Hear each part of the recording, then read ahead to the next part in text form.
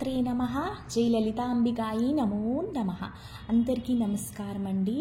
ఆ లలితమ్మ సహాయంతో మనందరము మొదటి 23 శ్లోకాలు తాలూకా అర్థం పూర్తి చేసుకున్నామండి.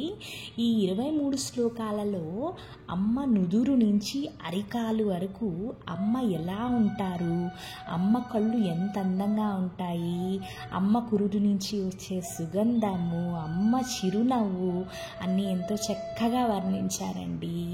23 శ్లోకాలు ఈరోజు మనం క్లుప్తంగా చూద్దాము.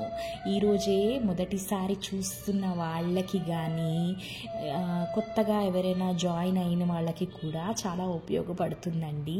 అమ్మ గురించి ఎన్నిసార్లు విన్నా ఎంతో మధురంగానే ఉంటుందని కోరుకుంటూ మొదటి శ్లోకంలో అమ్మ ఈ ప్రపంచాన్ని ఎలా పరిపాలిస్తారు, మనల్ని కన్న తల్లిలా ఎలా చూస్తారు అన్నది వర్ణిస్తారు. 2-3 శ్లోకాలలో అమ్మ శక్తివంతమైన 4 వస్త్రాలు, పాసము, అంకుశము, చెరుగ్గడ్డ, 5 పువ్వు మొగ్గల గురించి వర్ణించారు. 4వ శ్లోకంలో అమ్మ సుగంధభరితమైన నల్ల తాచుపావు లాంటి కురుల గురించి వర్ణించారండి. అలాగే అమ్మ కిరీటము పద్మరాగము అనే ఒక గులాబీ రంగు రాళ్లతో చేయబడిందని వర్ణించారు. 5వ శ్లోకంలో చంద్రుడు కాంతివంతమైన నుదురు గురించి, దాని మీద పెద్ద తిలకం గురించి వర్ణించారు. 6వ శ్లోకంలో అమ్మ కనుబొమ్మలు మంగళకరమైన మామిడి తోరణాలతోని పోల్చారు. అమ్మ కళ్ళు చేప కళ్ళు అని చెప్పారు. 7వ శ్లోకంలో అమ్మ ముక్కు సంపెంగి మొగ్గ అని అన్నారు. ఆమె ముక్కు పొడక నక్షత్రానికి ఉండే వెలుగు కాంతితో ఉంటుంది అన్నారు. 8వ శ్లోకంలో అమ్మ తాటంకాలు చంద్రుడు సూర్యుడు అని వర్ణించారు. 9వ శ్లోకంలో అమ్మ బుగ్గలు పెదాలు దొండ పండు వల్లే ఎర్రగా భలేగా ఉంటాయి అన్నారు. 10వ శ్లోకంలో అమ్మ పళ్ళు, ఆ పళ్ళ నుంచి వచ్చే కాంతి గురించి వర్ణించారు. 11వ శ్లోకంలో సరస్వతీదేవి వీణ కచ్చపికి ఇష్టమైన ఎంతో తీయనైన లలితమ్మ గొంతు గురించి, అమ్మ చిరునవ్వు ముత్యాల నవ్వు గురించి వర్ణించారు. 12వ శ్లోకంలో అమ్మ అందమైన గడ్డం గురించి, పరమశివుడు కట్టిన మంగళసూత్రం గురించి చెప్పారు.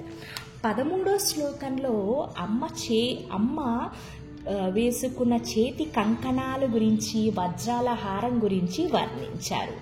14వ శ్లోకంలోని 15వ శ్లోకంలోని అమ్మవారి సౌందర్యాన్ని ప్రకృతితో పోల్చారు.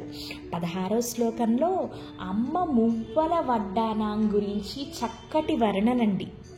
17వ శ్లోకంలో అమ్మ తొడలు మోచెప్పల గురించి వర్ణన. 18వ శ్లోకంలో అమ్మవారి పిక్కలు మడమలు ఎలా ఉంటాయో చెప్పారు. 19వ శ్లోకంలో అమ్మవారి పాదాలు ఎలా ఉంటాయి, కలువ పువ్వు లాంటి అంటే అంత పవిత్రమైన పాదాలు ఎలా ఉంటాయో వర్ణించారు. 20వ శ్లోకంలో అమ్మవారి పిక్కల గురించి, హంసలాంటి మృదువైన నడక గురించి వర్ణించారు. 21వ శ్లోకంలో అమ్మ సర్వాభరణ భూషితగా అంటే అమ్మ అన్ని నగలలోని దగదగలాడిపోతూ ఎలా ఉంటారు అన్నది వర్ణించారండి.